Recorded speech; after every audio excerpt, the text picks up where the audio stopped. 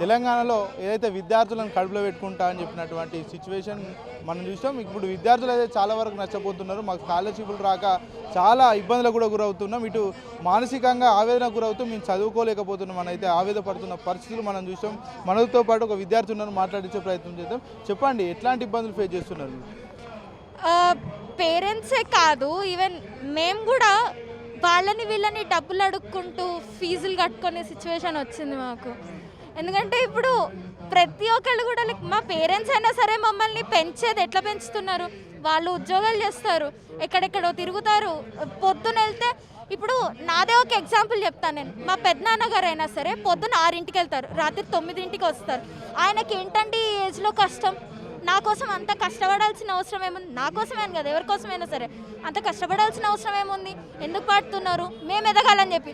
మేము ఎదగాలంటే మాకు రావాల్సిన న్యాయం రావాలి, కానీ రావట్లేదు.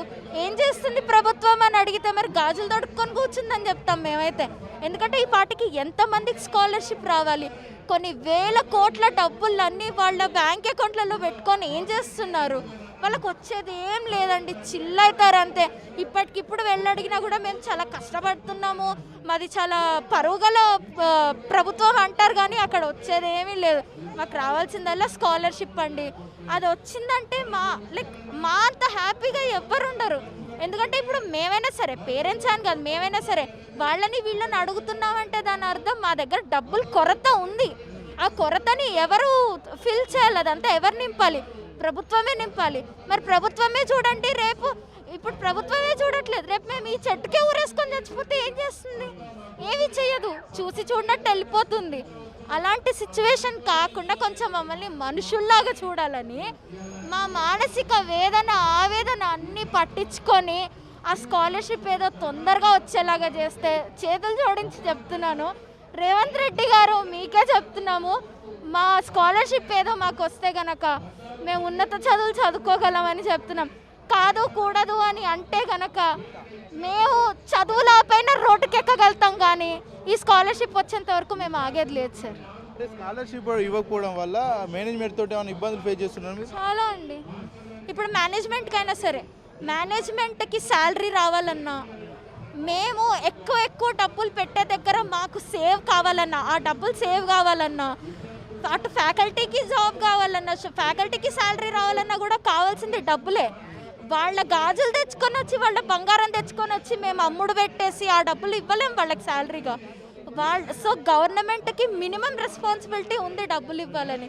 వాళ్ళు ఇవ్వకపోతే యాజ్ ఎ గవర్నమెంట్ కాదు, వాళ్ళు ఒక మనుషులుగా, ఒక అమ్మ నాన్నకి కొడుకుగా లేదా కూతురుగా వాళ్ళు ఫెయిల్ అయినట్టే. మినిస్టర్ గా కూడా రేవంత్ రెడ్డి ఉన్నారు, సీఎం రేవంత్ రెడ్డి, మీకు ఐడియా ఉందా? యా, ఉందండి. ఫుల్ టైం మినిస్టర్ నేనే, ఖచ్చితంగా కూడా నేను కడుపులో పెట్టుకొని చూసుకుంటా విద్యార్థులను అని చెప్తున్నాడు. ఆ పరిస్థితులు ఏమైనా కనబడుతున్నాయా? లేదండి, ఎందుకంటే ఇప్పుడు నిజంగా ఆ మాట చెప్పుంటే ఆయన ఫస్ట్ అదే చేయాలి. ఆడవాళ్ళ కోసం ఫ్రీ బస్సులు ఉన్నాయి, డబ్బులు కట్టాల్సిన అవసరం లేదు, ఆధార్ కార్డు చూపిస్తే అవన్నీ ఎవరికి కావాలండి? 2-3 రూపాయలు ఎక్కువైనా సరే మేము డబ్బులు ఖర్చు పెట్టుకునే వెళ్తాము. మీరు చెయ్యాల్సిన దగ్గర చేయాలి. మాకు ఫ్రీ బస్తో ఏం లాభం? బస్సు కాకపోతే ఇప్పుడు మెట్రో ఎక్కినా కూడా మాకు అంతే పైసలు ఖర్చు అవుతాయి, ఆటో ఎక్కినా అంతే పైసలు ఖర్చు అవుతాయి. మాకు అది కాదు కావాల్సింది, మాకు స్కాలర్షిప్ కావాలి. మాకు వీటిల్లో ఎలాంటి కట్ ఆఫ్స్ అక్కర్లేదు, శాలరీలో అక్కర్లేదు, టైంకి స్కాలర్షిప్ ఇస్తే చాలు. మా పైసలు మాకు సంపాదించుకునే సత్తా మాకు ఉంది. ఆయనకి స్కాలర్షిప్ ఇచ్చే సత్తా ఉందా? దమ్ము ఉందా? నిజంగా ఈ స్టేట్కి సీఎంఏ అయితే, ఆయన పేరు రేవంత్ రెడ్డియే అయితే, ఆయన నిజంగానే ఒక సీఎంఏ కాదు, ఒక ఎడ్యుకేషన్ మినిస్టర్గా కూడా ఎలిజిబుల్ అయితే ఆయన ఇప్పటికిప్పుడు స్కాలర్షిప్ ఇవ్వాలి, ఇప్పటికిప్పుడే ఇవ్వాలి. ఈ 4 రోజుల్లోనే చేంజ్ కావాలి. రాలేదంటే మేము వెళ్ళాల్సిన దగ్గరికి వెళ్తాం, ఆయన మీద యాక్షన్ తీసుకుంటాం. గర్ల్ స్టూడెంట్స్ కూడా చాలా పెద్ద ఎత్తున ఏదైతే ఎలక్ట్రికల్ స్కూటీలు కూడా ఇస్తా అన్నారు, ఇక్కడ నన్ను ఇచ్చిన పరిస్థితులు ఏమైనా కనబడుతున్నాయా? అవే ఎలక్ట్రికల్ స్కూటీల కోసం మా అమ్మా నాన్నలతో గొడవపడి లక్షలు ఖర్చు పెట్టుకొని మేము కొంటున్నదే ఉంది, కానీ ఆయన ఏనాడు ఇచ్చింది లేదు. ఒకవేళ ఆయన ఇచ్చుంటే ఆయన ఫోటోలు తగిలించుకొని మరీ తిరుగుతాం బయట. మేము ఆయన ఫోటోలు తగిలించుకొని తిరుగుతాం, మాకు రేవంత్ రెడ్డి గారే ఇచ్చారని చెప్తాం మేము. మాకు అంత లక్ రాలేదంటే అన్ఎక్స్పెక్టెడ్గా ఒక గవర్నమెంట్గా వాళ్ళు ఫెయిల్ అయ్యారు అంతే. ఏం చదువుకుంటున్నారు? నేను బీసీఏ చదువుతున్నాను.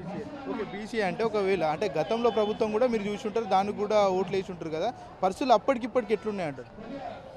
అప్పుడు ఇప్పుడు ఏమీ మారలేదండి. మనుషులు మారారు కానీ ఆ టార్చర్ లెవెల్ అంతే ఉంది. మనుషులు మారారు అంతే. ఆయన ఏం చేశాడు? ఆయనకేముంది ఇప్పుడు? ఆయన ఫామ్ హౌస్లోనే ఎక్కడోనో ఆయన పాటికి ఆయన కూర్చొని. కాంగ్రెస్ ప్రభుత్వం అంటేనే మార్పు మార్పు అని చెప్పి ప్రభుత్వాన్ని తీసుకొని వచ్చాం కదా, అట్లాంటి మార్పు ఏమైనా కనబడుతుందా? లేదండి. అలాంటి మార్పులు ఉంటే గనక ఇవాళ నిజంగా ఇంత ఫేస్ చేయాల్సిన అవసరం మాకు ఉండదు. అలాంటి మార్పులు ఏం జరగలేదు. అంటే అన్నెసెసరీ, అసలు మనుషులకి అవసరం లేదు అన్న టాపిక్స్ మీద ఎక్కువ కాన్సన్ట్రేట్ చేస్తున్నారు. ఇప్పుడు హైదరాబాద్లో ఒలింపిక్స్ ఎందుకండి? హైదరాబాద్ని సరిగ్గా చక్కదిద్దుకోండి. ముందు చక్కదిద్దుకున్న తర్వాత నువ్వు ఒలింపిక్సే కాదు, డైరెక్ట్గా పిఎం పెద్ద పెద్ద ప్రెసిడెంట్లను తీసుకొచ్చి కూర్చోబెడతా అన్నా మాకు పర్వాలేదు. ముందు ఇవి చూడాలి, ఇవి మెయిన్గా చూడాలి. మాలాంటి వాళ్ళు కనుక సీఎం అయితే కనుక ఫస్ట్ ఇవే చూస్తారు. స్టూడెంట్ వెల్ఫేర్ ఇవన్నీ చూశాక దాని తర్వాత మెడికల్ వెల్ఫేర్ అయిన తర్వాత మిగతావన్నీ తీసుకొస్తాం మేము. అలాంటి ఒక సీఎం అయితే కనుక ఆయనను ప్రూవ్ చేసుకోమని చెప్పండి. ఆ రోజే మేము ప్రతిదానికి ఆన్సర్ చెప్తాం. అప్పటి వరకు మమ్మల్ని ఏం అడగొద్దు.